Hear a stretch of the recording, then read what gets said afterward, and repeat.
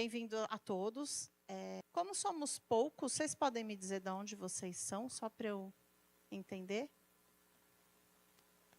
Isso. Oi? Tá. Precisa de... Eu vou falando aqui no microfone para as pessoas saberem. Poli da Lemoa, Poli Vila Nova, Complexo Davi Capistrano. Vamos, né? Está publicado. Cevisa, CVIEP, CCZV, RH, CEGER e CEGER. Tá bom. E Escola da Saúde, né, Rafa?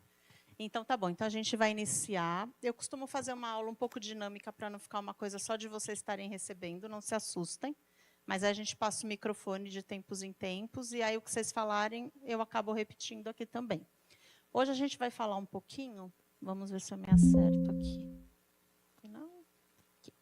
A contextualização do SUS e os valores éticos na humanização. Vocês têm escutado muito sobre assédio, sobre ética. Hoje a gente vai tentar ser um pouquinho mais leve para tratar sobre esse assunto. Quem trabalha no SUS há mais de 20 anos? Podem se entregar, gente. Eu vou levantar a mão também. Há mais de 25. Eita, Carlos Gilberto. Ei, Boni. Eita, estamos velho. Há menos de 5. Não vou entregar a nossa idade. Menos de 5, vocês são recém-chegados? É? Você também? Entre 10 e 25. Ok. Quantas vezes vocês já ouviram falar de SUS? Né, dos princípios do SUS, dos direitos, diretrizes e tudo mais do SUS. A gente vai tratar um pouco disso, né, porque na hora de prestar concurso público, a gente acaba estudando, ouvindo um pouco sobre SUS, cai na rotina do dia a dia. Vocês que são da mental ouvem tudo muito relacionado à mental, sanitária relacionada à sanitária, vigilância a vigilância. A gente perde um pouco a noção do que é SUS, que somos SUS e estamos no SUS. Então, a Paula confeccionou essa aula junto comigo, mas, infelizmente, ela não pôde estar aqui hoje. Todo mundo conhece Paula Covas, assessora? Ok. Então, hoje a gente vai abordar o SUS, né, o nosso Sistema Único de Saúde. Independente se a gente é RH ou se a gente é saúde mental, somos todos SUS. Independente de se a gente trabalha no serviço público ou não, somos SUS também, tá? Os valores éticos, então, dos usuários e dos trabalhadores, a política nacional de humanização, ambiente de trabalho, assédio moral e ambiente saudável. Eu esqueci de me apresentar, que eu acho que todo mundo, eu passo em tanto lugar. Meu nome é Juliana Cabral, eu sou nutricionista de formação. Hoje eu estou na Escola da Saúde, cuidando exatamente da humanização junto à Secretaria de Saúde, desde o começo do ano.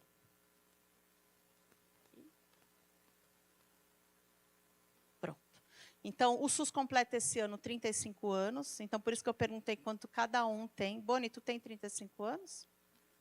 Tu trabalha há mais de 35 anos, antes de ser SUS, na saúde pública? 31 de SUS. Carlos? De SUS? Ninguém trabalha desde que o SUS... Tem gente 36. Então, que trabalha antes do SUS ser SUS, né? Esse ano a gente está completando 35 anos aí de serviço. Então, conforme diz a Constituição Federal, a saúde ela é um direito de todos e dever do Estado. Quando a gente diz Estado, Estados são qualquer uma das esferas do governo, né, municipal, estadual ou federal. A gente tem que garantir as políticas sociais e econômicas, né, que visem a redução do risco de doença e qualquer outro agravo. Então, independente do lugar onde a gente trabalha, seja na ponta, trabalhando no CAP, seja na vigilância, fiscalizando os locais, seja no CCZV, fiscalizando também e fazendo ações relacionadas às endemias, seja no RH, a gente sempre vai estar tentando reduzir o risco e os agravos de doença.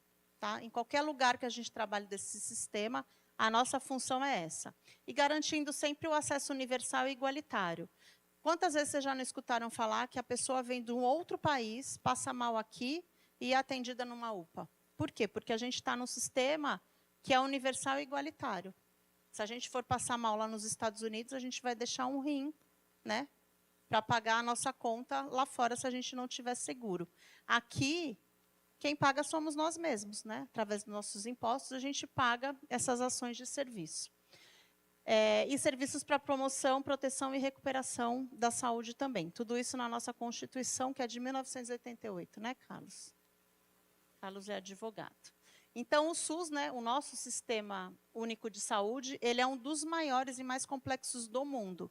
A gente escuta muito falar do Canadá, escuta muito falar do Reino Unido, mas o SUS ele foi construído, né, a muitas mãos, foi construído por mãos populares, que trouxeram com que ele fosse o mais complexo. Quando a gente fala complexo, não é que ele é complexo porque ele é difícil de trabalhar, porque a gente passa pela licitação, porque tudo é difícil de comprar. Ele é complexo porque a gente consegue olhar para todas essas frentes, né?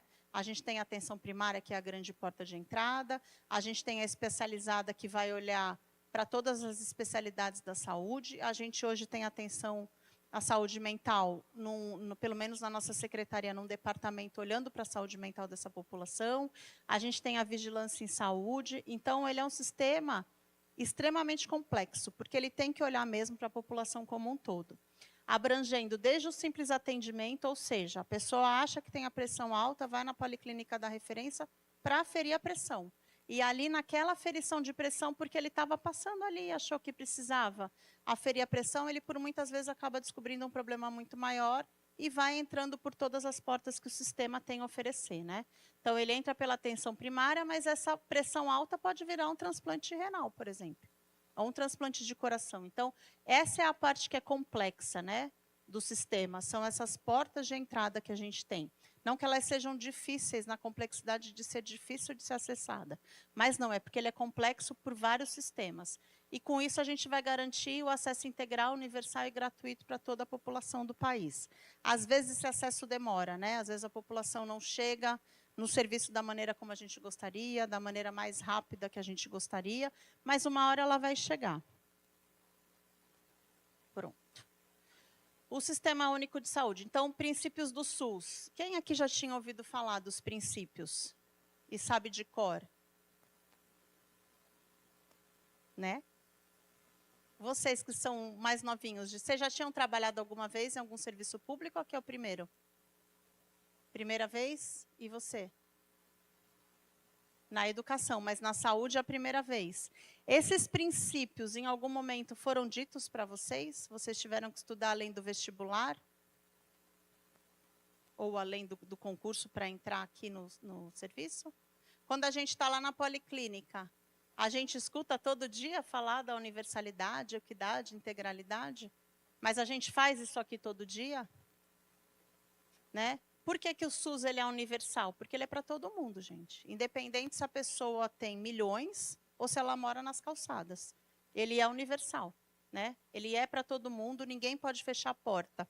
Eu gosto sempre de usar o exemplo quando eu cuidava do hiperdia na atenção primária, que eu ia nas policlínicas e o povo muito bravo. É porque CMV, a pessoa entrou na UPA, agora ele mudou todo o cadastro e vem como suspeito.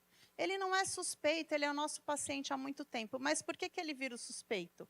Porque ele chegou numa UPA sem documento algum, né? E ele não pode ter o seu atendimento negado. Nas outras unidades, a gente pode dizer, traz seu RG, vamos atualizar o cadastro. Então, ele é universal, todas as portas abertas. E a equidade, por que ele tem equidade? Porque ele é para todo mundo. Né? Independente da minha raça, cor, da minha escolha, do meu gênero, do que quer que seja, ele tem que ter a equidade. E integral, né? Ele vai desde a porta de entrada, que é a unidade básica, até um transplante, como a gente já falou. E como é que esse SUS ele se constrói? Né? Através da participação popular, Conselho Municipal de Saúde, os conselhos locais, para quem tem conselho local, as demandas de ouvidoria. Tudo isso é uma participação popular. Às vezes a gente pega a ouvidoria, olha e reclama, né? Meu Deus, por que esse munícipe está reclamando disso? Isso faz parte da construção do nosso sistema único, né? A gente tem que ter essa participação popular. A regionalização e a hierarquização, então a gente está dentro de uma região aqui em Santos, fazemos parte do DRS 4, que compõe 9 municípios, né? Eu não estou aqui falando de territorialização, estou falando de regionalização. E a gente tem a hierarquização, ou seja, eu tenho o Ministério da Saúde, Secretaria de Estado, Secretaria Municipal de Saúde. Então, a gente tem uma cadeia hierárquica aí que esse SUS atende. A gente é descentralizado, ou seja, alguém tem ideia do que é ser descentralizado? Alguém quer arriscar? Lembra que a gente vai ser dinâmico? Por que a gente é descentralizado? O governo federal ele até pode vir com os cadernos, com as diretrizes e com tudo mais. O município vai escolher se é aquilo que ele quer para si. Às vezes, aquela política não é interessante para cá. Às vezes, ela é. Geralmente, os municípios acabam abraçando todas as políticas, mas ainda assim não é centralizado, né? Ele é permissivo. E a gente tem um comando único, que o comando único é o Ministério da Saúde. A gente só vem com essas ações. Então, o SUS ele pode ser entendido como um núcleo único, que concentra os princípios doutrinários, que foi o que a gente falou aqui em cima, e tem uma forma de organização e operacionalização. Então, a gente não pode acordar hoje e resolver que a policlínica vai trabalhar do jeito que a gente quer. Não, a gente tem um modelo, né, do governo do Ministério Federal, do Ministério da Saúde do governo federal, que rege como a policlínica tem que ser. É óbvio que a gente tem 35 e cada uma trabalha de um jeito. Cada território é um território. Assim é com o CAPS também, assim é com a fiscalização. Cada lugar vai ter a sua organização e a sua operacionalização, mas a metodologia ela é igual para todos os locais. Bom, vamos falar um pouco da linha do tempo do SUS. Essa cadeira está atrapalhando o que está ali na frente? Não? Em 1500, se falava muito no xamanismo, né? A gente está falando aqui como que a gente começou a construir esse SUS, né?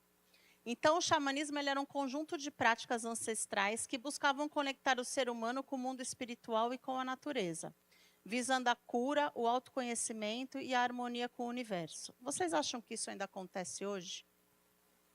Você que é lá do Davi Capistrano, quando muda a lua, como é que a maternidade fica? Isso vem daqui, ó, gente. Eu lembro que quando eu me formei, eu fui trabalhar no hospital que tinha maternidade, o pessoal falava, você vai ver aqui quando a lua mudar. Eu falava, mentira, imagina. Quem pensou um dia que a lua muda e essa maternidade fica cheia? Então, a saúde ela já vem desse momento, onde a gente não tinha a tecnologia que se tem hoje, mas as pessoas, dentro das práticas que eram oferecidas e dentro do que o ambiente oferecia, elas já iam criando esse ser humano e conectando ele com tudo, com a natureza, com a cura e com tudo mais. Aí a gente vai para 1808, né? Quando começa a Inspetoria Sanitária de Portos. Para quê? Para inspecionar os portos ou para inspecionar esses navios que vinham de fora, trazendo doenças que a gente desconhecia, né?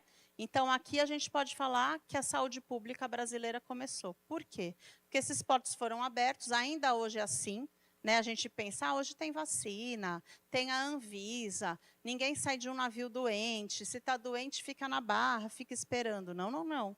A gente ainda tem essa Inspetoria Sanitária de Portos hoje, virou a Anvisa, mas a gente ainda continua observando que tipo de material vem, que tipo de alimento vem, que tipo de população vem. Né? Quantas vezes a gente não vai no shopping e eles estão ali passeando e você vê nitidamente que eles não são brasileiros, né?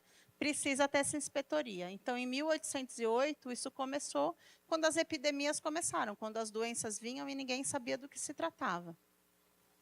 Em 1902, foi criado o aparelho de Clayton, que ele era utilizado para fazer desinfecção e fumigação. Né? Fumigação nada mais é do que controle de pragas, ainda se faz hoje, mas só se faz fumigação em coisas que vêm de navio. Madeira, pallet, essas coisas, porque podem vir com animais, está calor, né? A gente já pediu para ligar o ar. Pediu, não pediu? Para ligar o ar? Ei, filhote do vídeo. Pediu para ligar o ar, não pediu? O povo está derretendo. Tá? Então, ainda se faz fumigação hoje, para que a gente evite que essas pragas entrem. E os processos de desinfecção eram feitos por quê? Porque eles começaram a entender que com este aparelho, eles conseguiam reduzir as doenças que entravam no nosso país. Então, existia um grupo de desinfectadores, que hoje a gente pode chamar de agentes de endemia, né, Boni? Mas era um grupo de desinfectadores uniformizados que faziam parte da Diretoria Geral de Saúde Pública. Então, eles entravam nesses navios e desinfectavam o navio para diminuir a entrada dessas doenças ou desses materiais contaminados. Em 1923, foi criada a Lei Eloy Chaves. Aí já é da nossa época, todo mundo viu isso na escola em algum momento. Vai lembrar, pelo menos, desse nome aqui. Que foi quando os CAPs foram organizados. E não são os CAPs atenção à saúde mental. São os CAPs, as caixas de aposentadoria e pensão, que nada mais é do que o nosso INSS. Então, essas caixas elas foram criadas somente para os empregados de ferrovia e depois ampliou para portuário e marítimo. Por quê? Porque eles eram trabalhadores que eram necessários para fazer o comércio girar. Então, eles foram priorizados antes dos outros trabalhadores. Em 1930 até 1945, os institutos de aposentadoria e pensão eles foram expandidos. Então, além dos ferroviários, marítimos e portuários, os bancários e comerciários começaram a receber também aposentadoria. Até então, a pessoa trabalhava até morrer e não tinha direito a uma aposentadoria. Isso incluía também os serviços da área de alimentação, habitação e saúde. Então, todos eles que estavam dentro desses institutos, que não eram só de aposentadoria, tinham direito aos seus apartamentos, tinham direito... Cubatão tem isso hoje. Ah, obrigada, Rafa.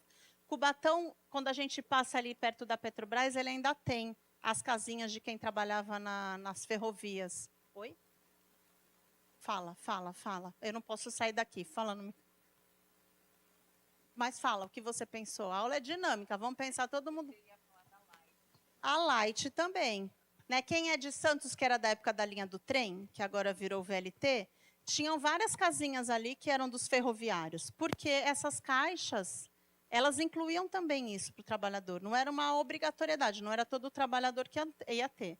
Só esses trabalhadores listados aqui. Em 1941, a gente teve a primeira Conferência Nacional de Saúde. Quem aqui já participou de alguma conferência municipal? Vocês nunca participaram? Vocês sabem o que acontece na conferência? Alguém quer arriscar? O que a gente trata lá? Quem nunca participou porque não foi convidado ou nunca teve o interesse? Ninguém está vendo vocês, pode falar. Nunca foi convidada. A Conferência Nacional, ela deu início a todas essas conferências municipais. O que se discute numa conferência? Né, independente se ela é municipal, nacional ou estadual. A gente discute coisas que devem acontecer na saúde da instância onde a gente está. Então, aqui no município, a gente que eu digo, nós trabalhadores e a população também. É uma construção coletiva entre população, né, usuário do SUS e trabalhador do SUS, para que a gente tenha uma saúde melhor. Tudo que foi falado ali vai entrar num plano de governo? Porque ele serve para construir o nosso plano de governo, nosso plano municipal de saúde. Nem tudo, porque tem coisas ali que são impossíveis ou que não são da instância municipal. Né? Às vezes a pessoa vem pedir coisa que é da instância federal. Não é nosso. Então, essa primeira conferência, ela começou a discutir como que a saúde ia ser construída. Vamos pensar que a gente está em 41 e o SUS ainda não existia. A gente ainda estava lá no CAPS, nas caixas de previdência. Então, nessa primeira conferência, se discutiu a organização sanitária estadual e municipal, e não é da vigilância sanitária. Quando a gente fala sanitária, é do funcionamento de todos os serviços de saúde. Se discutiu que campanhas nacionais iam ser feitas contra a hanseníase e a tuberculose. Aí eu vou falar para vocês, em 41, a gente já discutia a tuberculose. A gente continua discutindo a tuberculose. Olha quanto tempo isso faz, a gente ainda continua discutindo a tuberculose. Desenvolvimento dos serviços básicos de saneamento. E aqui em Santos a gente tem um grande exemplo que são os canais de Saturnino de Brito, que eles vieram exatamente para reduzir cólera, reduzir as epidemias que a gente tinha ligadas à falta de saneamento básico. E o plano de proteção à maternidade, à infância e adolescente, que é uma coisa que a gente discute até hoje. Então, lá em 41, já se pensava como é que a gente ia proteger essa mãe, essa criança e esse adolescente. E aí a gente vai para 53, olha lá, pulamos de 41 para 53. O Ministério da Saúde, ele só foi criado em 1953. Aí a gente fala, nossa, o Ministério da Saúde deve ter séculos. Não, ele é tão novinho quanto a gente. 1953. Em 63, 10 anos depois, a gente foi ter a terceira Conferência Nacional da Saúde. E olha o que se foi discutido lá. A situação sanitária da população, então vocês viram que aqui a gente discutiu a organização sanitária. Aqui a gente já estava discutindo a situação, ou seja, se organizou, se conseguiu ter indicadores e dados para a gente começar a discutir o que a gente tinha de problema nesse país, além da tuberculose e da hanseníase. Houve a distribuição e a coordenação das atividades médico-sanitárias nos níveis federal, estadual e municipal. A municipalização dos serviços de saúde. Então, nesse momento, começou a ter a descentralização e alguns municípios começaram a ter autonomia. Nem todos tinham recurso financeiro, mas eles começaram, os que tinham, a ter autonomia nessa municipalização. E a fixação de um plano nacional de saúde. Então, a gente faz aqui um plano municipal, que por muitas vezes derivam algumas coisas do plano nacional, porque a gente precisa do financiamento. Aí a gente pula para 1966. Todos aqueles institutos que a gente conversou antes, que atendiam os trabalhadores, foram, e aqui entrou o setor privado, né? Foram unificados para o INPS. INPS todo mundo já escutou falar, talvez as mais novinhas, não. Mas todo mundo já escutou falar do INPS, né? Se não foi pela gente, pelos nossos pais, os nossos avós. Então, ele foi criado em 1966. Lá em 70, né, na década de 70, veio o movimento da reforma sanitária, que era um movimento que envolveu estudantes, profissionais de saúde, aonde eles começaram a conversar sobre o que seria o SUS, 1970, né? Então, os professores, departamento de medicina, todo mundo discutindo aqui como é que a gente queria um SUS, né? Como é que a gente teria uma saúde melhor. A gente já tem o Ministério da Saúde, que vai dar o norte para a gente, mas a gente precisava ter um movimento. Em 77, o INPS vira INAMPS. Então, ele vai virar um Instituto de Assistência Médica e de Previdência Social. Por quê? Porque já se falava da aposentadoria de todos os trabalhadores, não só de alguns. Em 78, houve a declaração de Alma Ata, na Conferência Internacional sobre os Cuidados Primários da Saúde. Aqui já começou a se discutir a atenção primária. Aqui começou a se discutir algo e um desenho sobre as nossas policlínicas, né?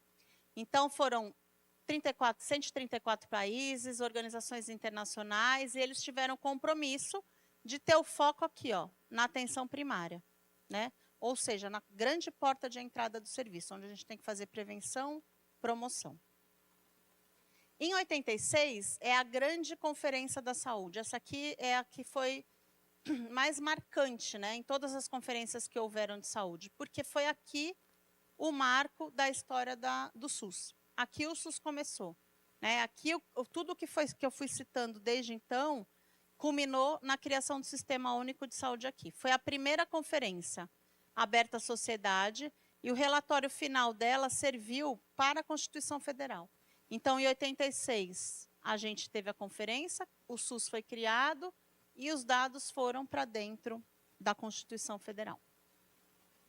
Em 88, a gente tem a instituição da Constituição Cidadã, que está aí até hoje. A gente queira ou não queira, entenda ou não entenda, é a lei maior que rege o país. Em 90, a criação do SUS de fato, ali em 86 era uma conversa, mas a lei 8080, de 19 de setembro de 1990, ela institui de fato o SUS, com todos os seus serviços, com todas as suas esferas, com todas as suas instâncias. E aí a gente volta aqui, então, para esses princípios, né? A universalidade, integralidade e equidade. E agora, em 2025, a atenção humanizada, que é uma política de 2003, ela também virou uma doutrina, uma diretriz do Sistema Único de Saúde. A humanização, ela transpassa, né, por todos os setores. Eu não tenho humanização só na atenção primária ou só na saúde mental. Eu tenho humanização em todo o atendimento que eu faço. Aí as meninas do RH vão perguntar, nossa, mas lá no RH eu tenho humanização? Tem, meninas? Por que não tem? Tem sim, que eu já fui lá muitas vezes, quando a gente chega, vocês sorriem, vocês orientam para onde a gente tem que ir. A humanização, todo mundo confunde muito, eu gosto de falar isso, né? Que a humanização não é só bolo e encher balão. A humanização é você olhar para o outro, né? É você conseguir olhar para o outro, seja na saúde ou em qualquer lugar, e dar um norte para ele, né? E dar uma ajuda, e dar uma orientação. E o RH também tem atenção humanizada. Às vezes a gente acha que a atenção humanizada está ali, só para quem faz o atendimento do paciente. E não é. Servidor com servidor também tem que ser humanizado, né? A gente também tem que se olhar. E aí a gente tem os princípios da organização do SUS, né? Repetindo de novo, descentralização, regionalização, hierarquização e a participação social. E olha o que o SUS faz, gente, hoje, né? Podia ter uns 10 slides, mas eu trouxe algumas coisas. A gente olha muito a mulher, coisa que lá, quando a gente estava falando de 1900 e pouco, a mulher nem era citada. Hoje a gente tem uma saúde própria para a mulher. A gente tem o Novembro Azul, que está aqui agora. Meninos já fizeram seus exames anuais? Já? Está fazendo, ok. Mas a gente tem um mês para o homem. E não é para esse homem só se cuidar e essa mulher só naqueles meses. Aqueles meses é para a gente lembrar que precisa. A gente tem o trabalho em rede, a gente tem a AIDS, ou seja, a gente tem vigilância, SAMU, o transplante de órgãos. A gente podia colocar aqui muitos avanços e coisas que a gente ainda está avançando para construir. E quais são os desafios éticos do SUS, né? O que é ética, gente? Alguém tem ideia do que é ética? É trabalhar olhando para o Estatuto do Funcionário? É ser ético? Trabalhar olhando a Constituição? É ser ético? O que é ética para vocês? Ninguém quer arriscar? Vocês estão muito caladinhos. Não vão brigar para passar o microfone, por favor. Daqui um pouco vocês vão ter que falar, hein? Desafio ético é equilibrar o direito universal à saúde, que é o que a gente tem que oferecer e que a gente tem que receber, as limitações práticas que a gente tem, porque por muitas vezes a gente quer fazer muita coisa, né? E aí a gente volta para casa extremamente frustrado porque a gente não conseguiu fazer. Mas a gente tem que entender que tem coisas que não dependem da gente, que são limitações práticas, que a gente pode chamar também de burocráticas, né? Mas aqui a gente colocou como práticas.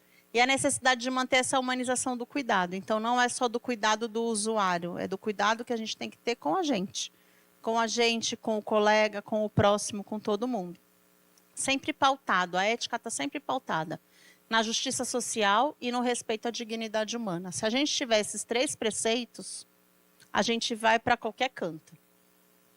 E quais são os desafios do SUS, né? Ainda bem que eu não tenho ninguém do DEAFIN, da outra vez tinham 2. Eu acho que o maior desafio do SUS é o financiamento, né? A gente sabe que tem dinheiro, a gente sabe que o dinheiro está ali, a gente sabe que a gente pode melhorar o serviço, mas aquele dinheiro é tão difícil, né? Da gente conseguir acessar. A gente sabe que se a gente estruturar a equipe, vem dinheiro para atenção primária. E para estruturar a equipe, do que eu preciso? Preciso que alguém promova um concurso público, eu preciso que essas pessoas sejam chamadas, eu preciso que a equipe esteja completa, e quando você acha que a equipe está completa, alguém resolve exonerar e vai embora. E aí eu já não tenho mais a equipe completa, e aí eu já não tenho mais o financiamento. Saúde mental que está passando por uma reformulação. Financiamento também é um desafio para vocês. Eu acho que o financiamento é um desafio para o SUS em qualquer lugar desse país. A gente nunca escuta, quando se conversa com outros colegas que trabalham no serviço público, que o dinheiro é fácil para alguém, que o financiamento chega fácil para alguém. São muitas etapas até que ele chegue. A superação da cultura sanitária biomédica, ou seja, o médico é... Tem algum médico aqui? Tem algum médico aí no YouTube, Rafa? Não vou falar mal deles, mas a população tem que entender que a saúde hoje não se faz só com o médico. Saúde se faz com todo mundo. Saúde é RH, saúde é endemia, saúde é sanitária, saúde é atenção à saúde mental, ao hospital. Todo mundo está dentro dessa cultura sanitária. As desigualdades sociais, hoje eu acho que para a gente é um dos maiores enfrentamentos, Como que a gente lida com as pessoas. Sei lá, antes da pandemia, uma grande quantidade de pessoas aqui em Santos tinha plano de saúde. De repente a pandemia veio, as pessoas perderam seus empregos e todo mundo veio para o SUS. E aí como é que a gente lida, com essas desigualdades? Com essa alta demanda que a gente tem todo dia, que se abre uma agenda, em 2, 3 minutos essa agenda não existe mais. Né? Que eu quero acessar um exame e esse mês não tem, o mês que vem não tem e vira aquela fila enorme. Interesses privados, corporativos e partidários. Isso não é nosso do município, isso é do SUS, né? Somos seres partidários porque somos seres políticos. Então, a gente, gostando ou não da política, ela vai estar ali, né? Os interesses privados e corporativos, às vezes, as grandes empresas de medicamento, a gente enfrenta tudo isso. Quem trabalha em policlínica enfrenta isso com os representantes de laboratório que a todo custo querem entrar lá para oferecer produto que a gente não pode comprar. Fragmentação do cuidado. Então, o paciente entra com um problema e ele vai para outro lugar e vai para outro lugar e a gente não sabe que fim ele levou. Então, aquele cuidado ficou fragmentado. Às vezes, metade do tratamento ele faz com a gente, metade ele faz em outro município, uma parte ele faz no convênio. Fragmentação das redes de atenção à saúde. Essas redes, elas deviam, em algum momento, se unir, né? E não, cada rede olha o seu pedacinho. Então, a rede de saúde mental é ali, a atenção primária é aqui, a hospitalar é aqui, e elas só se unem em raros momentos, quando alguém reclamou, quando um vereador pediu, quando a gente teve alguma demanda. A gente não consegue, não porque a gente não queira, porque a gente não consegue não é santo, a gente não consegue não fragmentar a rede e o cuidado. A população, né, o envelhecimento, e principalmente aqui em Santos, né, que além da população, da nossa população mesmo, envelhecer, ainda tem os que vêm de fora, porque acho que a qualidade de vida aqui é ótima, então vem todo mundo morar aqui. Isso acaba sobrecarregando o SUS, porque é lá que eles vão se tratar. Recursos humanos bem dimensionados e qualificados, eu acho que esse é um desafio. Eu estou há quase 27 anos aqui, trabalhando no serviço público, e eu nunca vi. E quando eu vou em alguma policlínica que fala para mim assim, ou em algum serviço, nossa, minha equipe está completa. Eu sempre falo, gente, não conta para ninguém. Não conta para ninguém, porque assim, estar bem dimensionado e qualificado, eu não vou nem falar só do bem dimensionado, mas da qualificação mesmo, né? E não é uma culpa do sistema, é uma culpa da formação dessas pessoas, né? Elas entram e aí a gente precisaria, enquanto SUS, qualificar essas pessoas. E às vezes a gente não tem nem tempo, porque a gente precisa tanto daquele profissional atendendo, que a gente esquece que a gente precisa qualificar. E a tal da tecnologia, né? Agora a tecnologia veio, pode ser que é a nosso favor, pode ser que não. A gente vai ter o SUS, vai chamar Chat SUS, né? Chat GPT SUS.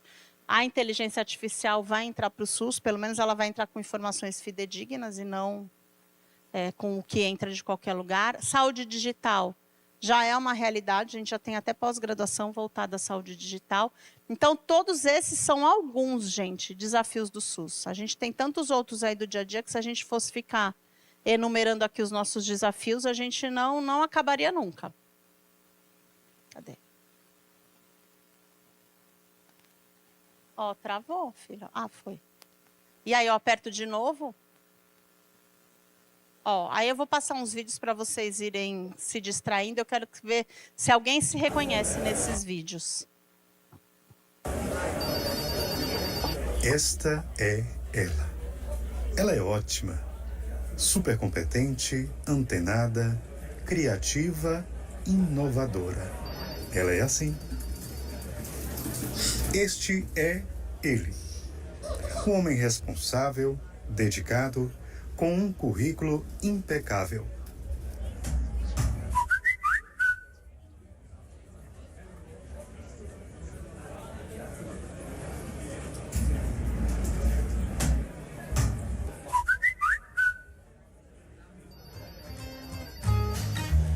Eles trabalham juntos, lado a lado, mas se conhecem há pouco tempo. Não sabem ainda muito um do outro, mas se respeitam. São extremamente competentes, mas, ao mesmo tempo, diferentes. Cada um do seu jeito. E como qualquer outro dia, eles iniciam o expediente.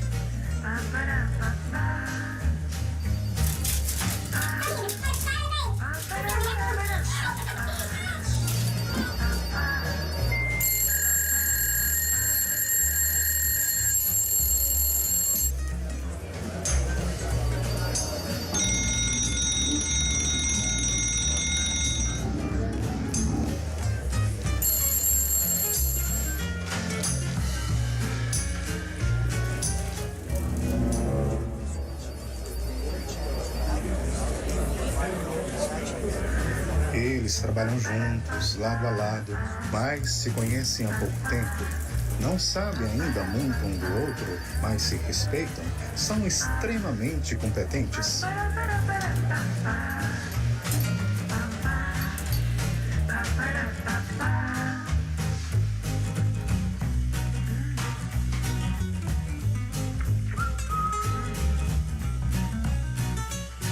Mas ao mesmo tempo diferentes, cada um do seu jeito.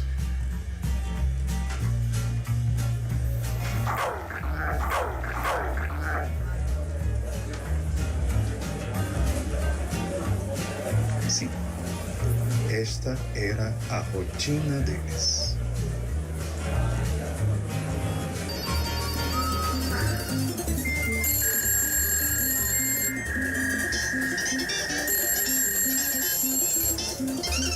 Faltava alguma coisa nessa história. E foi então que algo aconteceu. Sem perceber, uma conexão foi sendo criada. Simplesmente foi acontecendo. O mundo um do outro foi se transformando, se misturando.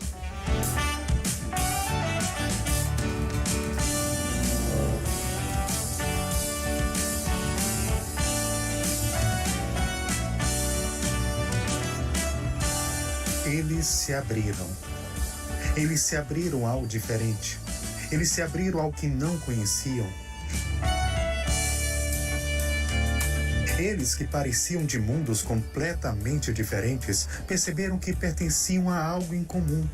E uma palavrinha nova começou a se fazer presente na rotina deles: empatia.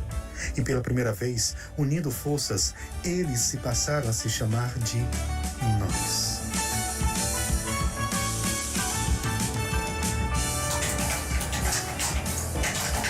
Oi, Olá, eu sou...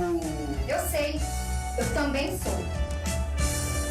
Nós somos.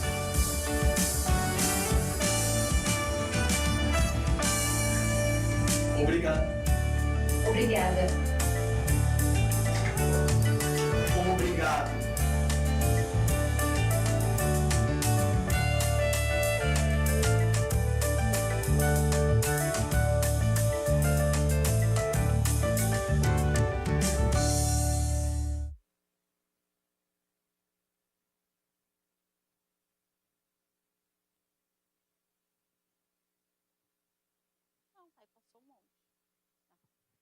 Então, gente, esse vídeo... Não, pode parar. Esse vídeo, para que ele serve? Ele serve para a gente entender que o problema não é de um, né? Na saúde, infelizmente, a gente não pode fragmentar.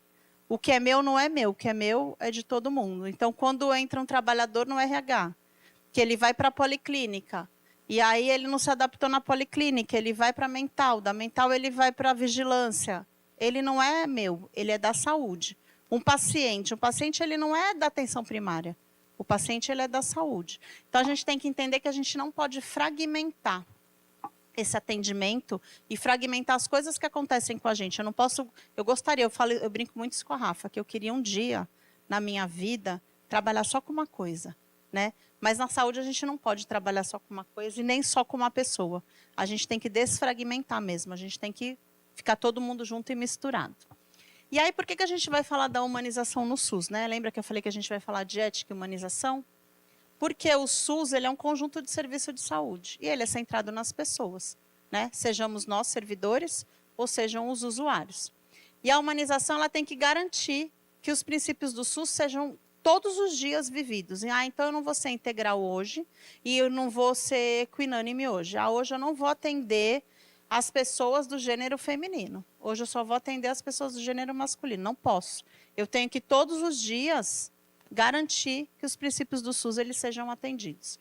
E eu tenho que tornar, da maneira que eu puder e que eu conseguir, esses serviços mais acolhedores, resolutivos e participativos. Então, às vezes, a solução não vem só da gente. A solução vem do outro que está buscando ou trazendo esse problema. Então, a gente tem que sempre pensar nesses três tipos, nesses três itens, né? Para a gente tornar o serviço um pouquinho mais agradável. A humanização, então, ela reconhece a dignidade humana nas relações do trabalho e do cuidado. Por isso que eu falei que a gente tem que se olhar mais, porque nas relações de trabalho a gente também precisa ter esse cuidado. Implica nas práticas que vão promover respeito, empatia, acolhimento, diálogo e as condições adequadas para as pessoas. Ah, mas eu não gosto daquele coleguinha que trabalha comigo. Não tem problema. Eu preciso ter um pouco de respeito. Né? Eu não preciso ter empatia, eu não preciso destratar, eu não preciso excluir, mas eu tenho que ter respeito com as pessoas. Né? A gente não precisa amar todo mundo, né? Mas a gente precisa respeitar. Significa colocar a pessoa, seja o profissional ou o usuário, no centro. Né? A gente tem que ter escuta, gente. Às vezes a gente não está com paciência para escutar. Mas a gente tem que ter, porque amanhã pode ser o nosso dia, né? Eu costumo dizer, a gente chega e fala, oi, gente, tudo bem? E sai andando. A gente nem espera o outro corresponder. Se está bem, se não está, se precisa de alguma coisa ou não. A gente é muito metódico. E também valorizar. Valorizar as pequenas coisas, valorizar o outro como ele é e como ele pode ser. Aí a gente vai começar a conversar. Eu vou falar as questões, eu queria que vocês debatessem junto comigo. Então, a primeira questão vai falar da humanização. Então, é a humanização e a sobrecarga profissional, que eu acho que ninguém aqui sente sobrecarga profissional, porque a gente trabalha super tranquilo, com RH completo, não é? Temos pouquíssimas demandas, todo mundo sempre com a pele boa, não é isso? Então, uma equipe de enfermagem... Alguém aqui é enfermeiro, além da Rafa? Não? Tá tudo bem. Uma equipe de enfermagem exausta pela falta de profissionais atende usuários em uma fila longa. Alguns pacientes reclamam da demora e se sentem desrespeitados. E aí a gente vai entender se isso é um dilema ou se é uma questão ética. Dilema. Como que eu posso oferecer atendimento humanizado se eu tenho condições de trabalho precária? Ou seja, eu não tenho equipe, eu tenho demanda, eu tenho fila, às vezes eu tenho um sistema que não quer funcionar direito. Como é que eu vou fazer para oferecer um atendimento humanizado? Por favor, se manifestem. Ninguém? Todo mundo com vergonha? Eu vou sortear. Pergunta para os novinhos. Como é que vocês fazem? Vocês ficam em que lugar da unidade de vocês? Para a chefia do CAPES, AD. Tá. Trabalha com o Danilo? A Júlia. Tá. E você? Trabalha já junto com a Dorian e com a Maíra. Já foi para alguma unidade ou não? É. Tá. E aí, como é que vocês fazem quando acontece isso? Ninguém está vendo vocês. Pode falar. Não precisa ficar com vergonha. Eu acho que no caso eu, assim, é a comunicação. Se você explicar, falar, acolher pelo menos alguém lá, falar o que está acontecendo, acho que quando é transparente, às vezes a falta de comunicação é pior do que você ficar lá desesperado e não explicar. Então, se você explica, está acontecendo isso e isso, as pessoas acho que acabam não entendendo, mas sabendo que a gente está enxergando elas ali. Boa. E se for, isso a gente está falando de um dilema, né? E se a humanização, ela deve considerar apenas o usuário ou você também como trabalhador? Todos, até quem passa na calçada. Porque aí você falou que aí você vai falar com os usuários que estão ali, pedindo para que eles tenham calma, porque a gente está tentando solucionar um problema. Nesse caso. E o que você faz com a equipe de enfermagem? Você entra e pode falar para eles, tenham calma que a gente já conversou lá na recepção e a população vai ficar um pouco mais tranquila? Porque aí a gente tem que pensar na questão ética, a gente tem que estar olhando, não tem certo e não tem errado, tá, gente? Eu acho que é todo um todo, né? Às vezes alguém da enfermagem explicar, porque às vezes quem da enfermagem vai ter o olhar da enfermagem, quem da recepção tem o olhar da recepção. Então, cada um tem o seu olhar e aí se todos, né, unirem a comunicação, acho que fica mais esclarecedor. É isso. Quando a gente fala exatamente isso do dilema e da questão ética, muitas vezes a gente na unidade se preocupa com o que o paciente vai achar, né? Então a gente tenta apagar o incêndio ali da recepção e a gente esquece que a equipe que está por trás ali também atendendo, também está incendiada. Também se sente cansada, exausta, ainda sabe que tem aquela fila inteira para atender, aí por muitas vezes já não acordou bem. Então é sempre, quando a gente fala da humanização, né, é sempre tentar fazer o ponto e o contraponto. Então é o servidor, mas também é o usuário. É o usuário, mas também é o servidor. E aí nós vamos falar um pouco de ética. Pode sentar, Rafa, eu deixo. Tá? Vamos falar um pouco de ética. O que é ética? Eu acho que vocês já estão vendo um pouco de ética, um pouco de assédio moral, enfim. Mas a ética, ela é um princípio, né? Ela está relacionada aos princípios e valores que orientam as ações humanas. Então, o que é um ser humano ético? É um ser humano que é um ser humano do bem, que tenta seguir todas as regras, que não tenta burlar as regras, que respeita o outro, que traz dignidade, que traz justiça social. E no trabalho, o que é essa ética envolve? Ah, eu tenho que ser só legal no trabalho? Ah, se eu for legal, se eu for justo com o meu colega, se eu for digno, está tudo bem. Não, mas eu tenho trabalho, né? Eu tenho que ser responsável, eu tenho que trazer transparência, que foi o que você acabou de falar, né? Então, é uma atitude ética o que você colocou para a gente. Eu tenho que ter integridade e eu tenho que ter um compromisso com o bem comum. Eu não posso me preocupar só comigo, porque o trabalho ele é coletivo, né? Eu dependo de várias pessoas para fazer ele acontecer. E a ética ela vai ser a base para a gente ter ambientes saudáveis, que evitem os abusos de poder, que evitem os assédios, que evitem as desigualdades. Lógico, a gente sempre tem, às vezes, alguém que passa no nosso caminho que esquece desse grande princípio. Mas a gente tem que ter a força de vontade de estar ali sempre lembrando que a gente trabalha no coletivo. Aí a gente vai falar de uma questão ética. E antes que alguém seja escolhido, se já quiser, né, ser sorteado por livre e espontânea vontade. Então, qual é a questão ética? Um usuário em situação de vulnerabilidade, eu acho que a Poli do Centro da Vila Nova podia responder isso perfeitamente. Um usuário em situação de vulnerabilidade chega ao serviço de saúde com múltiplas demandas sociais. Então, o problema dele não é só saúde. Ele não tem onde morar, ele está desempregado, ele não consegue se alimentar, além da queixa clínica, né? A equipe está sobrecarregada e com poucos recursos e o tempo limitado. E aí a gente vai perguntar e tentar refletir. Até que ponto a equipe vai se responsabilizar pelas demandas que vão além do atendimento clínico imediato? Então, vamos lá, Vila Nova. Eu acho que a Vila Nova, daqui, ó. Eu já vi até a sua população ali, ó, do lado de fora, com as demandas todas. Como é que vocês acham que a gente age nesse momento? É complicado, a gente procura fazer o máximo que pode, né? Ver se tem um atendimento mais rápido. A gente não tem um pronto atendimento lá, né? É sobre, como é que se diz? Agenda, né? É com agenda. Todo mundo que está ali já ficou numa fila para ser agendado, para ter o direito de passar pela médica e tal.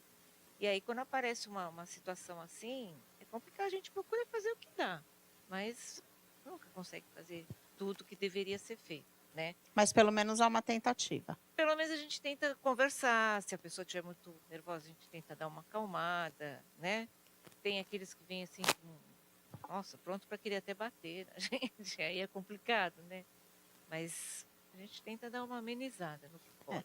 E aí, quando fala aqui, gente, das outras demandas sociais, é o que a gente acaba muitas vezes fazendo no serviço de atendimento mesmo. Que é procurar os CRAS, os CREAS, Sim. a atenção à saúde mental quando a gente precisa, o hospital quando a gente precisa.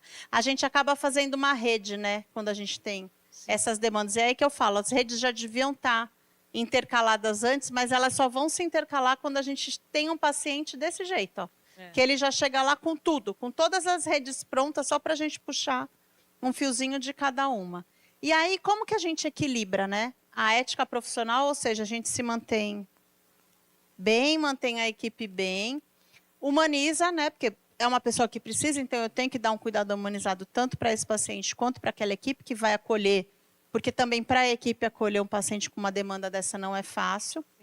Evitando que esse usuário ele seja desrespeitado ou negligenciado. O que a gente pode fazer? Tem que conversar, né? Explicar o que a gente pode oferecer de imediato, né? Muitas vezes a gente fornece até documento, cartão SUS, essas coisas que eles não têm, eles se sentem muito bem, porque eles falam, nossa, olha, eu não tinha isso. Isso é respeito, né? Exato. Opa. É um tipo de dar um pouco de De né? dignidade, né? Dignidade, Dignidade e exatamente. respeito. A gente procura fazer o documento, tal, tem aquele que você pode emitir que vai em nome de mãe, de pai, cartão do cidadão, né? Aham. A gente procura entregar para eles tudo, né? E explicar até onde a gente pode ir, se precisar passar endereço de CRAS, CREAS, esses lugares para ele pôr. Vocês apresentam a rede toda para esse paciente. Sim. É isso. Isso é unir a questão ética com a humanização, isso é fazer SUS, né? A gente está usando aí todos os princípios. O paciente veio, buscou a gente com uma demanda e a gente conseguiu, dentro do possível, dentro das nossas possibilidades, atender. E o assédio moral? Vocês já escutaram que vocês tiveram aula com um professor muito legal sobre assédio moral, mas eu vou ter que voltar um pouco nele, porque ele faz parte aí de todo esse assunto. Então, é a prática da violência psicológica no ambiente de trabalho. O que a gente tem que entender, gente, que nem tudo é assédio moral. Eu acho que vocês já tiveram aí um banho, né? Hoje o pessoal acha que olhou torto, é assédio moral, vou arrumar um... Não, não é. Né? A gente tem que entender como é que acontece. Então, o assédio moral ele é manifestado por humilhação, constrangimento, hostilidade, isolamento, desvalorizar, reiteradas vezes, né? Lógico que a gente não tem que passar, como diz o outro, passar pano para ninguém, mas a gente tem que entender de fato o que é o assédio moral, né? Por isso esse curso veio para vocês. Pode ocorrer entre hierarquias diferentes, às vezes a gente acha que o assédio ele vem só de cima para baixo, e às vezes ele não vem. Ele pode vir de baixo para cima, ele pode vir entre os iguais, ele pode vir de... Nossa, é uma flechada, né? Ele pode vir por vários lugares. Ele vai gerar adoecimento físico e mental. A gente para de produzir, porque a gente não se sente confortável para produzir. É um clima que organizacionalmente ele fica negativo, porque parece que um problema na equipe parece que desmotiva e desvincula todo o atendimento e, principalmente, ele vai violar os direitos fundamentais da pessoa. Então, resumindo, né, eu digo que o assédio moral ele tem um resumo só. Não faça com o outro o que você não quer que façam com você. Então, às vezes, a gente vai agir de uma maneira mais ríspida, porque aquele dia a gente não está bem, para, respira, sai de cena, bebe uma água, dá uma volta no quarteirão e depois você volta, né? Para a gente não fazer com o outro que a gente não gostaria que fizessem com a gente. E aí vem a questão do assédio moral. Então, a questão trata sobre desrespeito e o assédio. Um usuário irritado começa a gritar e ofender a equipe da recepção. E vocês sabem que isso não acontece. Nunca, né? Dizendo que está cansado de esperar e exigindo o atendimento imediato. Como que essa equipe vai agir? Para não reproduzir a mesma violência, né? O quanto de inteligência emocional essa equipe tem que ter para não reproduzir a mesma violência, mantendo a humanização do atendimento, mas ao mesmo tempo protegendo o trabalhador de assédio moral e agressão. Alguém aqui já passou por isso? Isso, fala a pessoa. Quantos anos tu tem de SUS? Que foi a primeira pergunta que eu fiz. Você é pré-SUS ou pós-SUS? Eu sou... Vamos ver, Boni, se ela Constituição. ganha de você. De 88, né? Ah. 89 entrei na saúde. Então, você Então, é filhote do SUS mesmo. Então, essa questão, quando a pessoa vem super nervosa, começa a xingar, que isso daí é comum, né? Principalmente, hoje nem tanto. Onde eu estou não acontece, mas já aconteceu bastante. Hoje não... Então, assim, é você manter... O segredo todo é manter a calma, tá? Porque se você for gritar como ele, você já perdeu toda a razão. Então, é manter a calma, respirar fundo, certo? E tentar acalmar essa pessoa, porque às vezes não tem nem razão. Não tem nem razão de estar gritando, mas já vem da rua um problema. Então, o funcionário, a pessoa que está de frente, tem que manter a calma. E eu, Raquel, né? Quando eu via uma situação dessa, eu ia do lado do colega. Eu ia dar uma força para o colega, sabe? No sentido de tentar acalmar a pessoa. Estou aqui com você, né? Exatamente. Porque também um sozinho fica difícil, né? Porque é a demanda, é aquele mundaréu de gente e também ninguém é de ferro. Então, você sempre dá um apoio para o colega. Ótimo, Raquel, ótimo. Certo? Alguém quer falar algo mais sobre esse momento? Sobre essa questão de grito, de ofensa, porque isso acontece com qualquer um de vocês. A gente não precisa atender o público, né, meninas? Pode chegar um servidor lá bem bravo e sair quebrando toda a CEGER, né? E acontece, né? E acontece. Então, eu acho que a Raquel traduziu muito bem. A gente tem que apoiar o colega, né? Lógico que a gente tem que clarear, tranquilizar a situação, tentar tranquilizar o agressor, porque na verdade ele é um agressor, né? Ele está agredindo a gente mesmo que verbalmente, mas a gente tem que olhar também para esse trabalhador, porque ele não vai só atender aquela pessoa e ir embora, né? Provavelmente ele vai ter mais um monte de pessoas e já desestabilizou ele para aquele dia todo. Então a gente tem que estar ali apoiando esse assédio moral e essas agressões que por muitas vezes são agressões físicas, né? Aqui a gente não está nem dizendo que tipo de agressão que é. Bom, e a justiça social? Então, a justiça social ela vai dizer respeito à distribuição da equitatividade dos direitos, oportunidades e os recursos entre todos os membros da sociedade. Ela vai estar relacionada a gente combater as desigualdades e promover a inclusão social. E aí ela vai englobar muitas áreas. A educação, porque a gente tem que dar o acesso universal a todos estudarem e tem que ser uma educação de qualidade, né? Deveria ser de qualidade. Saúde, né? Direito garantido a todos. Trabalho e renda, condições dignas e não discriminatórias. Então, independente no que eu trabalhe, é um trabalho digno, né? Ele está levando comida para a mesa de alguém. Ele está dando dignidade para essa pessoa. Os direitos humanos, então, respeito à diversidade e proteção dos mais vulneráveis. Isso tudo, se a gente conseguir um pouquinho disso tudo aqui, gente, a gente vai ter sempre uma justiça social. E aí vem a questão, né, do acesso ao atendimento. E aí vai para o hospital público a pergunta. Pode? Pode. Um hospital público tem apenas um leito de UTI disponível. 2 pacientes necessitam dele. Um idoso com múltiplas comorbidades e um jovem em estado grave, mas com maiores chances de recuperação. Isso aconteceu muito durante o Covid, né, gente? Existiam as escolhas, quem ia para onde. Quem deve ocupar esse leito? Esqueçam, ele não é parente nosso, porque se for parente nosso, a gente já vai surtar e vai achar que é o parente. Deixar claro, eu sou chefe de setor, né? Não tem problema, você trabalha lá dentro. Radiologia, nem de enfermagem direito eu entendo. Então mas você não se sente confortável, a gente muda, não tem problema. Eu prefiro passar para outra pessoa. Tá bom. Quem quer falar? Rafa, fala você. Você ficou tanto tempo no HPP. Quem deve ocupar o leito? A escolha deve se basear em critérios clínicos, justiça social ou igualdade de direitos, ou em princípios humanitários? Eu ia sair correndo e não ia resolver. É difícil, né? Você me botou agora numa situação. Botei, mas eu tenho que botar alguém na brincadeira. Acho que a gente nunca tem, né, essas respostas, assim, mas tem que tentar, da melhor forma, avaliar, né, o paciente que vai ter maior prejuízo ali, né, se ele não for atendido naquele momento.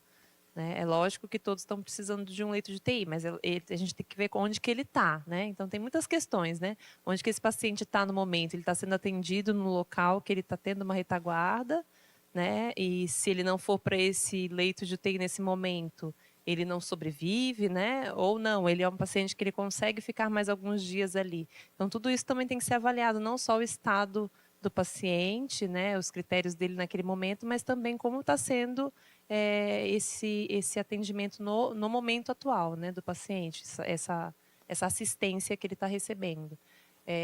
E aí, é lógico, sem ver outros critérios, né, baseados. Nem fui tão específica, trouxe o básico do básico. Exato, então. O básico E a gente está falando aqui de UTI, gente, mas isso pode acontecer em qualquer unidade.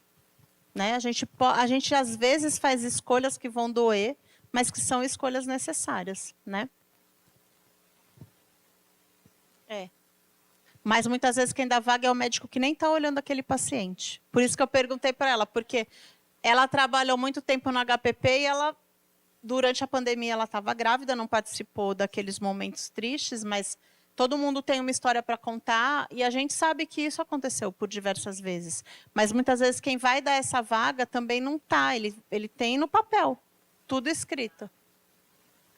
A equipe não é nem só a enfermeira, a equipe daquele estabelecimento de assistência à saúde vai escrever um relatório dizendo como as duas pessoas estão. Alguém precisa de uma vaga de UTI. Né? E você não pode dizer, olha, eu acho que tem que ser o jovem porque ele é jovem, ele tem uma chance maior de vida. Não, a gente não mensura a idade, é o que a Rafa falou, a gente vai mensurar quem precisa mais do leito. E quem regula o leito é um médico. Tá? Isso aqui é só para fazer a gente pensar, gente. Não tem certo e não tem errado. É só para a gente pensar nos dilemas que a gente passa aí todo dia. E isso aqui também pode acontecer. Às vezes a gente tem lá vagas de exame. Você sabe que um paciente está muito pior que o outro. Você vai priorizar o paciente que precisa daquele exame para amanhã. Não que o outro não precise, mas aquele é um risco eminente de morte. Eu preciso oferecer o exame para aquele paciente, por exemplo. Né? E a relação entre tudo isso que a gente falou, né? Então, a ética ela é a base de tudo, gente. A ética a gente tinha que já sair do ventre com ela. Né? Já vinha com uma plaquinha. Ela é quem exige respeito e dignidade. Então, se eu sou ética, eu vou respeitar e vou ser digna comigo e com todo mundo. A justiça social ela vai concretizar essa ética. Por quê? Porque ela vai combater as desigualdades, então é o respeito aí, né? E vai garantir o direito no trabalho, ou seja, a dignidade da pessoa poder trabalhar. A humanização é a prática disso tudo, né? Então, ela vai promover ambientes saudáveis, acolhedores, respeitosos. E o assédio moral, ela simplesmente é a violação disso tudo aqui, ó. Então, ela quebra todo e qualquer princípio. A partir do momento que eu assediei, que eu destratei, que eu humilhei, que eu isolei, eu estou violando tudo, todo. Eu estou quebrando todo e qualquer princípio da vida, né? Eu vou produzir uma exclusão, sofrimento, uma desigualdade. Às vezes a gente não tem essa percepção no trabalho. Às vezes esse colega está sendo assediado moralmente e não é no trabalho que ele está conosco, e sim num outro turno de um outro trabalho que ele pode estar vindo. Por isso que eu digo na humanização que a gente tem que ser acolhedor e respeitoso. Né? A gente tem que olhar para o outro. A gente tem que escutar, porque essas pessoas trazem as coisas não só do nosso trabalho, trazem as coisas de outros ambientes. E, em síntese, se eu vou ter ética e justiça social e humanização, eu vou ter um ambiente de trabalho super favorável, saudável, respeitoso, produtivo. Se o assédio moral ele surgir, eu neguei todos esses valores. Então, o ambiente pode ser o assédio com uma pessoa. Esse ambiente deixou de ser saudável, não há mais respeito, ele não é mais produtivo. E eu não prejudico só o trabalhador, eu prejudico aquela equipe inteira, eu prejudico a qualidade todinha da instituição. Esses dilemas só vão mostrar que a ética, a justiça social, a humanização e o combate ao assédio moral, eles têm que estar juntos. Eles são indissociáveis. Eu não posso, não, eu sou ética, mas eu não vou olhar para nada mais. Não, eu tenho que ser tudo junto, né? Então, se eu tiver desrespeito, eu vou ter desigualdade, eu vou ter violência, a prática da saúde vai perder a essência. Aí, muitas vezes, a gente escuta aquele trabalhador falando, eu não aguento mais trabalhar aqui, eu não me sinto mais pertencente a esse serviço. Por quê, gente? Alguém pergunta por quê? Eu só diz, lá vem essa mulher enchendo o saco de novo. De novo ela vai dizer que não gosta de trabalhar aqui, de novo ela vai dizer que ela é destratada. Quem é que para com esse servidor? E aqui o curso é para chefias, né? Quem é que para com esse servidor, senta e faz essa escuta? Né? Por quê? Aonde é ruim? É aqui que é ruim? A sua vida está ruim? O seu outro vínculo é ruim? O que está acontecendo? Como é que eu posso te ajudar? Como é que eu posso melhorar? Aí muitos vão dizer, gente, mas eu não tenho tempo nem de despachar os meus processos.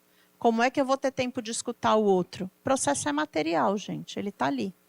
Né? Eu aprendi com uma grande amiga minha que o processo a gente pode voltar amanhã, ele vai estar no mesmo lugar na mesa. As pessoas não. Né? As pessoas, elas às vezes cometem, sei lá, um abuso com elas mesmas por conta de um assédio moral. Então, quando vocês perceberem que aquele ser humano que está ali, todos os dias ele chega parecendo que está carregando a casa nas costas, a gente tem que parar e tem que fazer a escuta. Se a gente não fizer isso, a gente só está ajudando a colocar ele mais no buraco. Juliana, mas eu não me sinto confortável para conversar. Eu não sei, eu não consigo acessar. Alguém sempre consegue acessar aquela pessoa. E a gente sempre pode ter ali uma ponte para poder acessar. Mas é importante que a gente acesse. E aí, é outro vídeo, porque não está indo? Não, travou. Ele não quer que eu fale muito, é isso? Fala para ele que eu já estou quase fazendo mentalidade. Isso.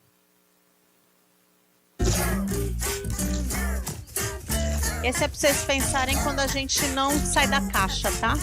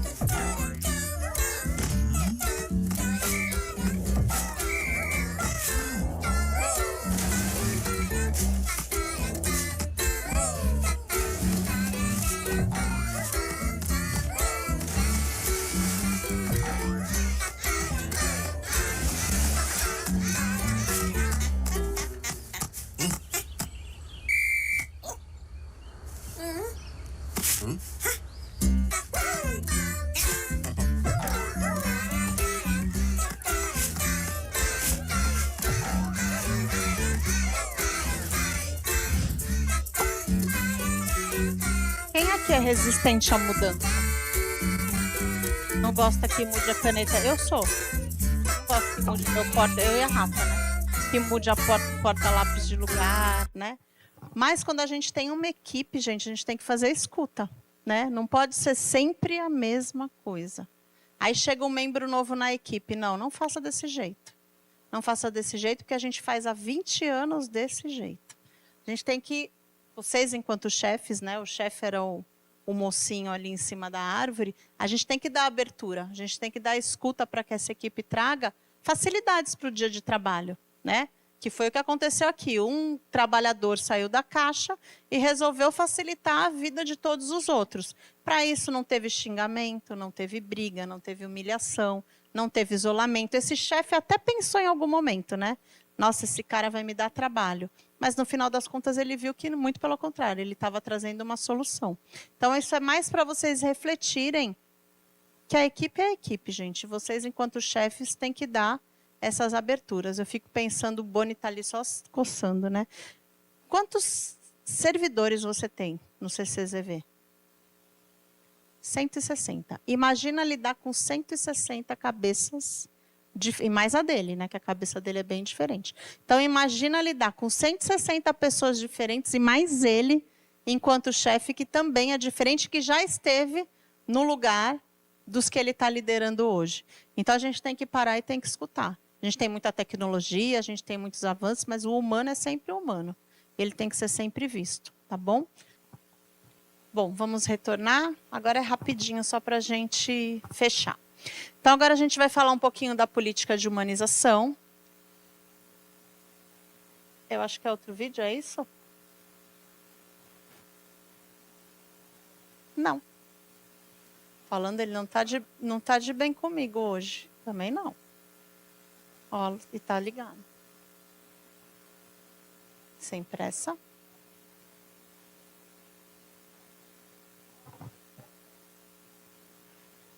É outro vídeo. Gente, a gente vai passar esse vídeo só para vocês começarem a entender um pouco do que é a humanização e que o acolhimento é um dos princípios, tá?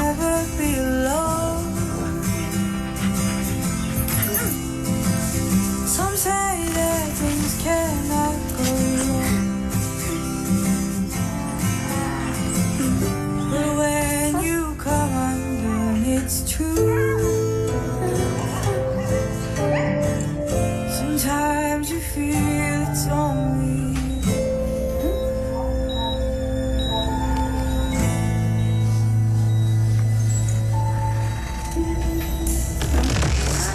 in the dark, you feel alone. In the dark, all hope is gone. Dreams go by and fade away.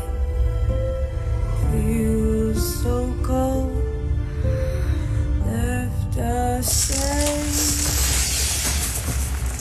Who can build a fortress deep? No dreams when you are in too deep. Sometimes you feel it's only you.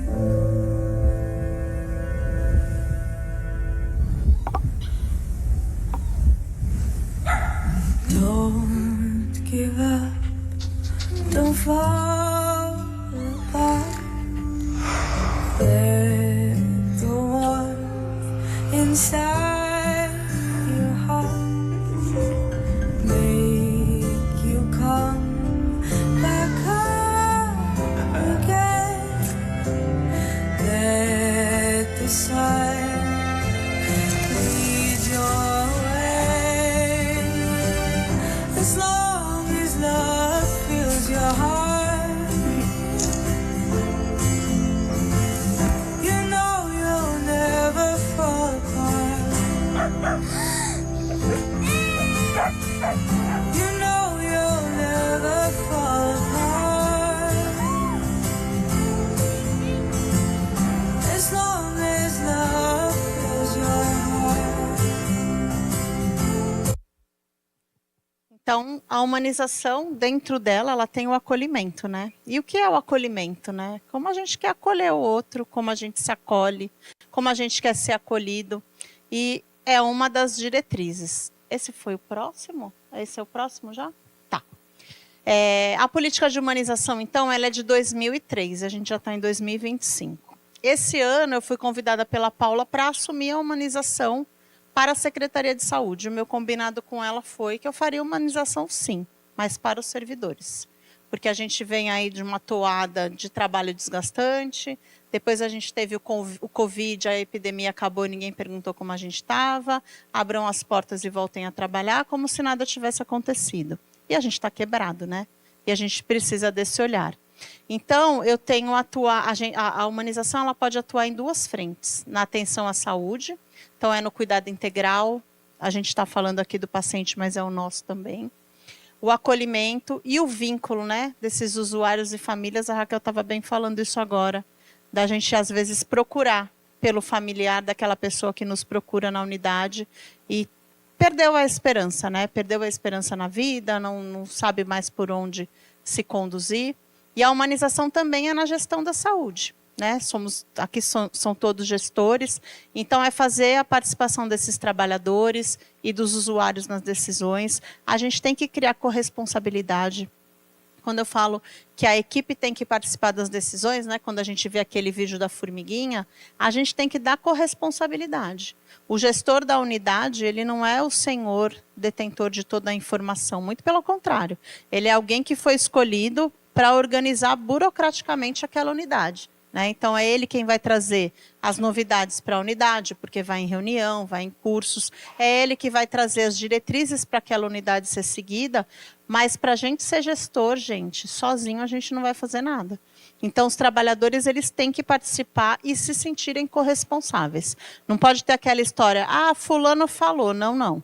A equipe inteira sentou e resolveu que faria daquele jeito. Aqui foi uma das primeiras capacitações que eu fiz com uma equipe inteira, aqui a Policlínica do Valongo. Era uma policlínica que estava com uma equipe bem fragmentada, bem quebrada. Para vocês terem ideia, não sei se todo mundo conhece, alguém já foi, a Policlínica do Valongo é pequenininha e as pessoas se conversavam por WhatsApp. Que relação, que vínculo que a gente tem com o colega de trabalho, se a gente diz que vai almoçar e pede para ele vir substituir o nosso posto por WhatsApp. Eu sou obrigada a ler o WhatsApp? Aí aquele posto ficava sem ninguém, gerava um conflito. Estou dando um exemplo do que acontecia, né? Gerava um conflito com toda a equipe, porque o paciente, que é o nosso objeto final, ficava sem atendimento. Então, a gente fez uma coisa que a gente chamou de parada técnica. Nós ficamos um dia inteiro fazendo as pessoas se olharem. Se olharem através de dinâmica, de automassagens, de aromaterapia. No meio do caminho, eles resolveram dançar. E fizeram o que quiseram aquele dia, e foi uma sexta-feira. E o nosso termômetro foi o retorno deles na segunda-feira, né? Eles retornaram mais dispostos a trabalhar, mais dispostos a se olharem, e o melhor de tudo, aposentaram o WhatsApp, né? Não tem mais, eu estou indo almoçar, vem ficar na farmácia.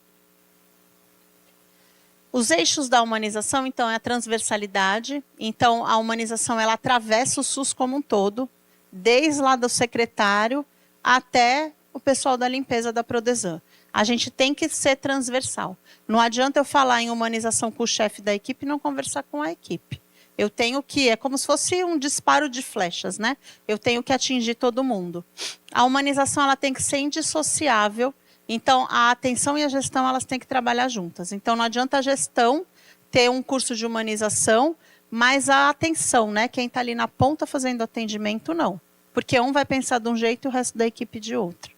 E o protagonismo. Eu acho que esse é um dos principais aqui na humanização. Todo mundo tem voz, né? Mas fulano vem aqui dar umas pitacas que não tinha o que falar. Não importa. Todo mundo tem que ter voz. Todo mundo tem que ter direito a dar sua opinião, né? Somos humanos. E os princípios fundamentais da humanização. A valorização da vida e da dignidade humana. Então, vocês estão vendo aí que a ética vai perspassando um pouco também.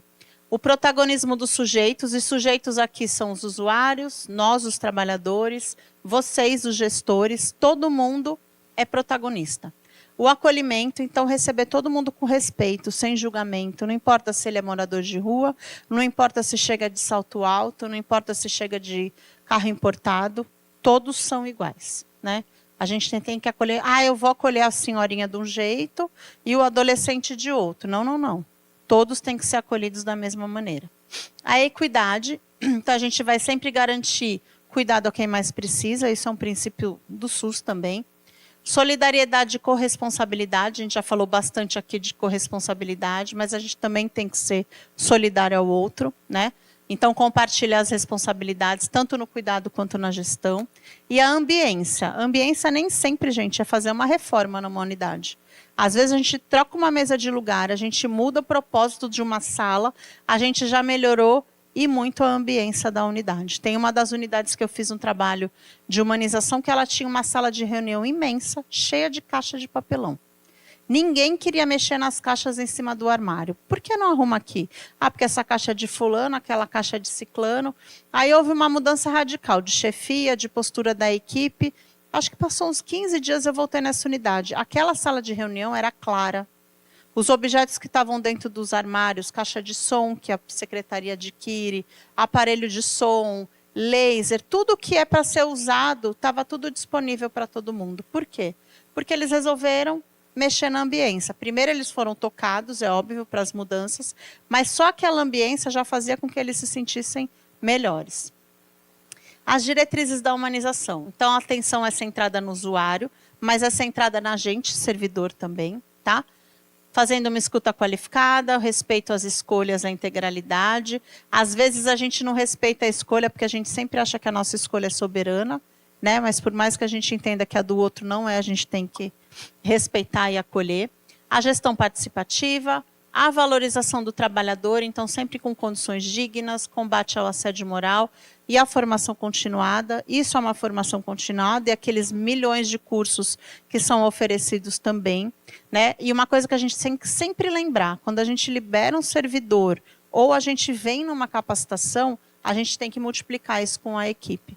Então, a gente tem que aproveitar aqueles espaços de reunião de equipe, de reunião de sessão e fazer a formação continuada do que a gente aprendeu com os nossos pares.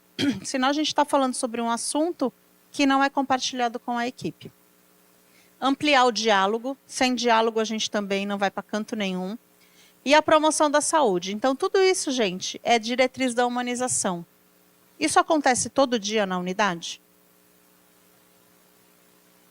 Mas a maioria deles, sim, né? Promoção da saúde a gente faz todo dia.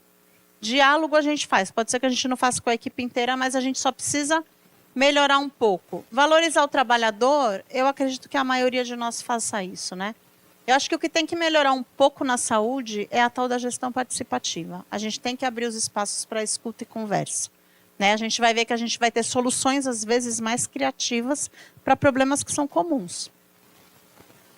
E as diretrizes centrais. Então, a clínica ampliada e compartilhada. Então, é o olhar integral para a saúde. Lógico, a gente não vai conseguir fazer clínica ampliada com todos os pacientes, mas a gente pode eleger alguns pacientes que precisem dessa clínica ampliada, porque a gente precisa dar um retorno maior para ele.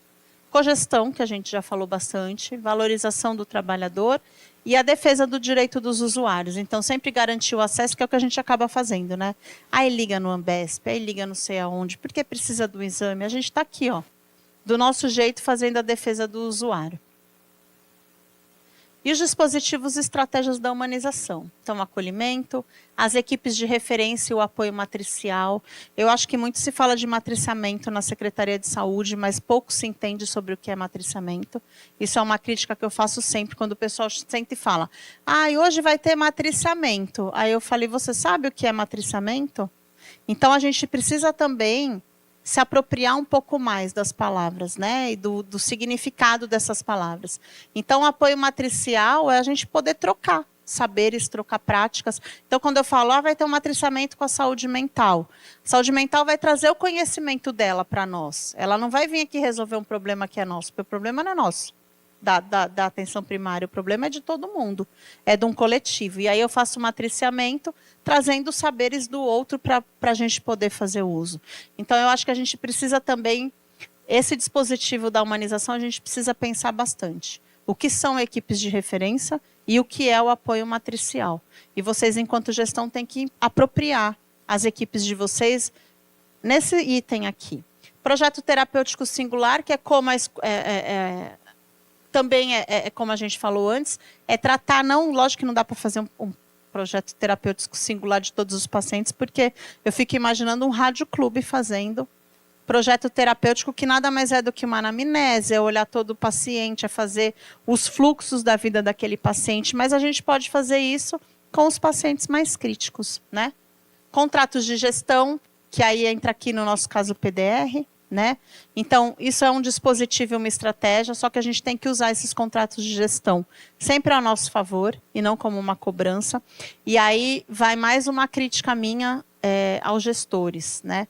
A gente precisa entender o que são esses contratos de gestão, no nosso caso, as nossas metas de PDR. A gente não pode simplesmente pegar uma folha e entregar para a equipe e falar: olha, a gente não alcançou a meta 15 do PDR. Ok, quem é a meta 15? Né? Eu costumo dizer que os tais indicadores, né, as tais metas, eles têm nome, sobrenome, RG e CPF.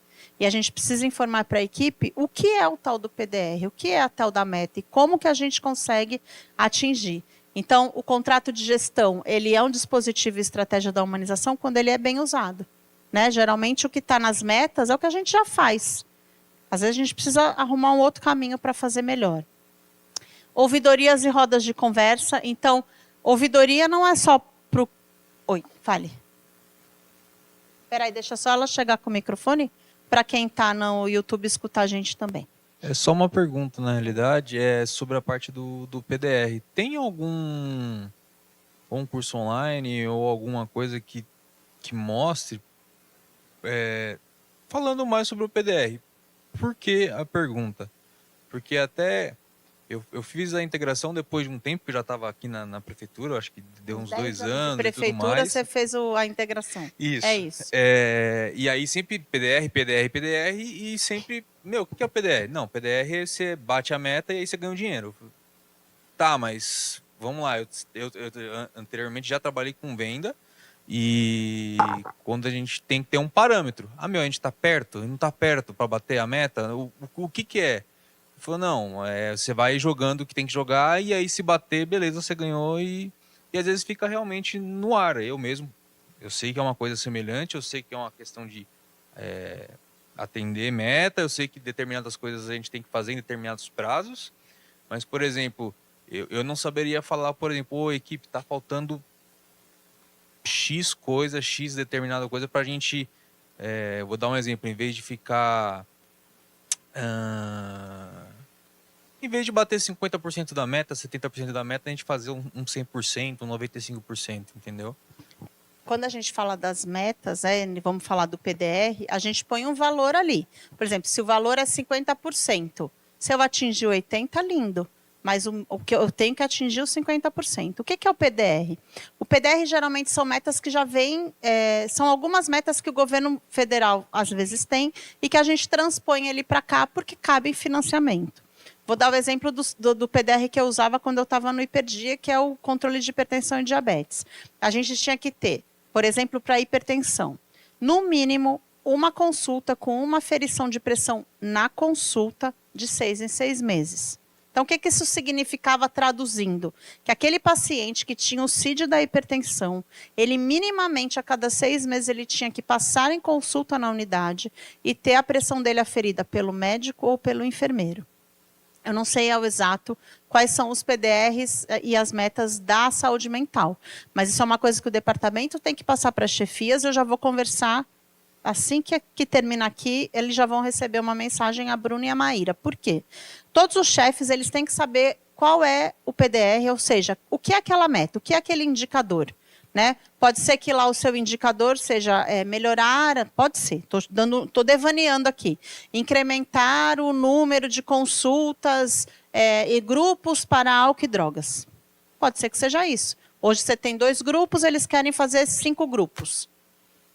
Foi uma meta criada pelo departamento. E vocês, enquanto chefe, vocês têm que ter o conhecimento de que meta é essa. E através da onde a gente vai conseguir, geralmente, para quem faz assistência, é via MV, porque é ali que quando tiver auditoria, a gente vai puxar os dados. Né? Então, eu vou pedir para as meninas conversarem uma vez que você está chegando na chefia agora, para que você entenda, porque é importante que a gente entenda o que é a meta. Porque, por exemplo, do Hiperdia, achava que qualquer um que aferisse a pressão e que não precisaria ser na consulta. Aí tem paciente que vai um dia sim, um dia não na policlínica medir a pressão. Aí lançava aquele valor e nunca aquela unidade chegava no seu PDR. Por quê? Primeiro, o cadastro tem que estar completo. Quando a gente fala de PDR, gente, se os cadastros não estiverem completos, esquece. O valor ele não sobe para o Ministério da Saúde e a gente não tem a avaliação. Então, vocês estão entrando com o MV agora. E uma coisa muito importante é que vocês completem esses cadastros. Né? Lá não é que nem Mercado Livre, que se a gente não colocar um item, a gente não tem o cadastro terminado. Tudo que está no MV tem que ser preenchido. Isso requer tempo, isso requer paciência, isso requer pessoas que entendam de sistema de informação. Então, esse é o primeiro ponto que você tem que olhar. E aí, os teus superiores ali, eles têm que te passar quais são as metas do departamento. Porque também não adianta ser só as metas do CAPS-AD. Tem que ser as metas do departamento. Porque o departamento todo tem que trabalhar. É que nem um cardume de peixe. Não dá para um ir para um lado e todo mundo vir para cá. Porque o tubarão vai comer aquele coitado sozinho. Então, todo mundo anda junto, que é para ninguém se afogar, né? Vai todo mundo para o mesmo caminho. E a gente, no PDR, tem que fazer isso também. Tá? Então, fique tranquilo. eu entendo um pouquinho de PDR. Tem uma pessoa na secretaria chamada Lucimar, que fica lá no 4º andar, perto do refeitório. Então, você desceu no 4º andar, a Escola da Saúde está do lado do elevador, ela fica na outra porta. Ela é a referência de PDR. Ah, mas eu preciso falar com o Desmem para falar com a Lucimar? Não. A Lucimar, ela é acessível e você pode falar com ela a qualquer hora. É ela quem recebe a digitação e informe. Se precisar, ela te explica 1000 vezes, tá? Mas...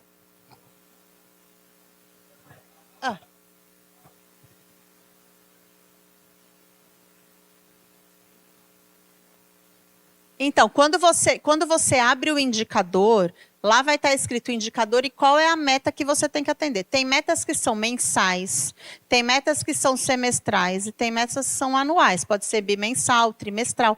Tem que ver que metas que o teu departamento planejou e qual é a periodicidade. Pode ser que seja 50% incremento de grupos no CAPS AD, 50% ao longo do ano. Então, ano passado eu fazia 1, esse ano eu tenho que fazer pelo menos 2. Entendeu? Tem que ver como é que foi descrita essa meta para você. Mas qualquer coisa, tu me procura lá na escola, a gente vai falar com a Lucimar. Tá bom? Tenha fé que vai dar tudo certo. Tá? No final dá tudo certo. Tá? Então é isso, gente. Paramos aqui. Ouvidoria e rodas de conversa. Então abram esses espaços. Tá? A humanização prevê que a gente abra esses espaços com as nossas equipes. E aqui é um resumão, né, dos valores éticos junto com a humanização. Então, é o respeito, acolhendo as pessoas, sem discriminação. É a justiça, onde eu tenho que tratar igualmente a todo mundo e as suas necessidades.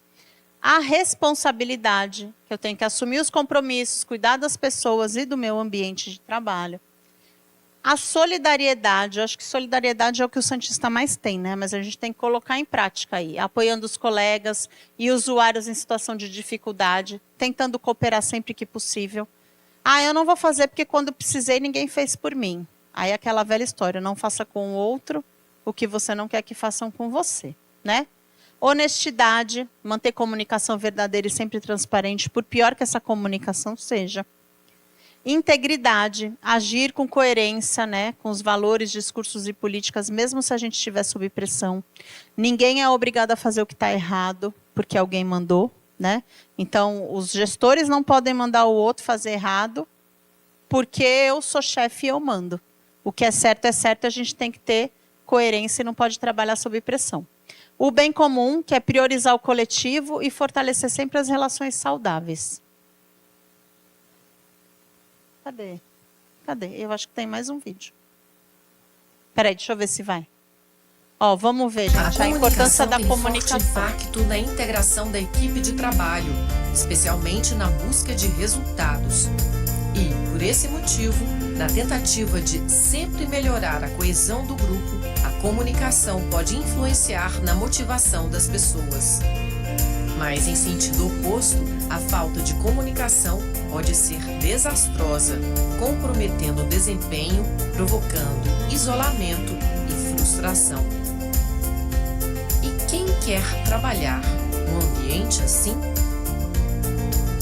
Buscar estabelecer um processo aberto de comunicação é imprescindível para o gestor, mas também é de extrema importância para cada um dos profissionais da equipe. Por isso, desenvolver técnicas de comunicação interpessoal é essencial para lidar com colegas e pessoas do nosso convívio. Quando há um ambiente confiável e acolhedor à troca de ideias, podemos mostrar nossas competências e participar do processo decisório. Não somente a fala, mas também os gestos e as atitudes têm grande impacto. As palavras representam, em média, apenas 7% do processo de comunicação, o tom de voz, 38%, e os sinais não verbais, 55%. Pois é, como será que a outra pessoa te vê? Afinal, não é o que você diz, mas como você diz que determina o sucesso de sua comunicação. Então, vamos à prática? Observe o seu tom de voz. Evite indiretas. Identifique como você utiliza a linguagem não verbal. Use adequadamente o vocabulário. Tenha clareza quanto ao objetivo de sua comunicação. Pergunte sempre a opinião de quem convive com você. E não se esqueça, um bom comunicador não sabe apenas falar e se expressar bem, ele deve saber ouvir. E no tribunal, observe o seguinte: acesse o e-mail e a intranet de... Bom, gente, eu ainda acho, não sei se todo mundo aqui conhece a doutora Keiko, e eu fiz vários cursos com ela, ela sempre disse isso, que a gente tem 2 ouvidos e uma boca, porque a gente tem que ouvir mais do que a gente tem que falar. Então, acho que quando a gente fala de comunicação, né, então muito é do olhar, muito é do verbal, mas muito é do quanto a gente escuta, né? E aí a gente está falando com vocês, gestores, mas acima de vocês também tem outros gestores, e acima dos outros gestores também tem outros. Então, cabe para todo mundo tudo isso que a gente falou aqui sobre ética e humanização, não só para vocês. Então, a gente fez na atenção primária por hora, a mental é ano que vem, tá? Então, já fiquem preparados.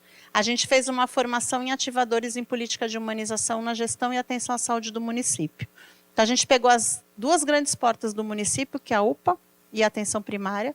2 servidores de cada unidade fez um grande curso de 6 meses sobre humanização. O beabá mesmo da humanização. E, ao final, eles tiveram que fazer projetos aplicativos, ou seja, reconhecer na sua unidade o que está faltando. A Vila Nova, sensacional. A Vila Nova é uma unidade que parou para olhar os seus.